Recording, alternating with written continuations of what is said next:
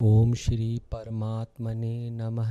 गोस्वामी तुलसीदास जी ने अपने जीवन का निचोड़, अपनी जीवन भर की साधना का फल श्री रामचरितमानस में रख दिया। इसलिए यह ग्रंथ मात्र श्री सीताराम जी का जीवन चरित्र ही नहीं है, बल्कि यह जीवन जीने की कला सिखाने वाला ग्रंथ है। इस ग्रंथ पे यदि कोई अपने विचार रखता है तो मात्र अपनी बुद्धि की तुच्छता का ही परिचय देता है। जैसे आजकल योग शब्द सामान्य रूप से विभिन्न प्रकार के आसनों को बताने के लिए उपयोग में लिया जाता है, जबकि पूर्व काल में योग का अर्थ भगवान से मिलना था या भगवान से मिल पाने के साधन के रूप में कर्म योग, ज्ञान योग, सांख्य योग और भक्ति योग आदि नामों से इसका उपयोग किया जाता था। गोस्वामी शब्द भी एक अर्थों में महात्मा शब्द का पर्याय है, क्योंकि गो इंद्रियों को कहते हैं और इंद्रियों के स्वामी निश्चित रूप से योगी और महात्मा ही होंगे।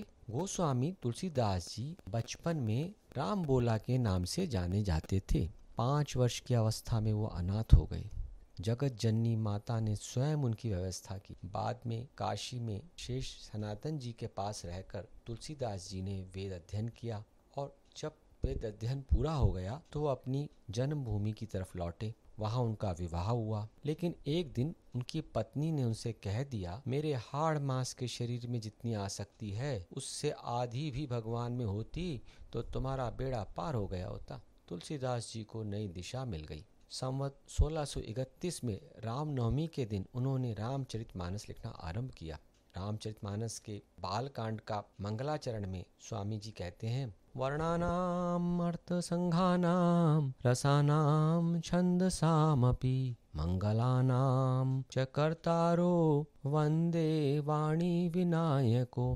मानो गोस्वामी जी कह रहे हैं, शब्द ही ब्रह्म है। उन्होंने सरस्वती जिनकी कृपा से शब्द अपना अर्थ पाते हैं और गणेश जी जो सिद्धि देने वाले, कष्टों को हरने वाले हैं, की वंदना से मानस का शुरुआत की। साथ ही कुल 7 संस्कृत के श्लोकों में उन्होंने मंगलाचरण किया है। फिर पहले दोहे में बुद्धि के स्वामी गणेश जी से अनुग्रह किया कि वे कृपा करें। अगली 4 चौपाइयों में गुरु की वंदना की और कहा कि गुरु की कृपा रूपी अंजन से विवेक रूपी नेत्रों को निर्मल करके संसार रूपी बंधन से छुड़ाने वाले श्री रामचरित्र का वर्णन करता हूँ। संतों को प्रणाम किया और उनकी महिमा गाते हुए कहा, बिनु सतसंग विवेक न होई, राम कृपा बिनु सुलभ न सोई। सतसंगत मुद मंगल मूला, सोई फल सिद्धि सब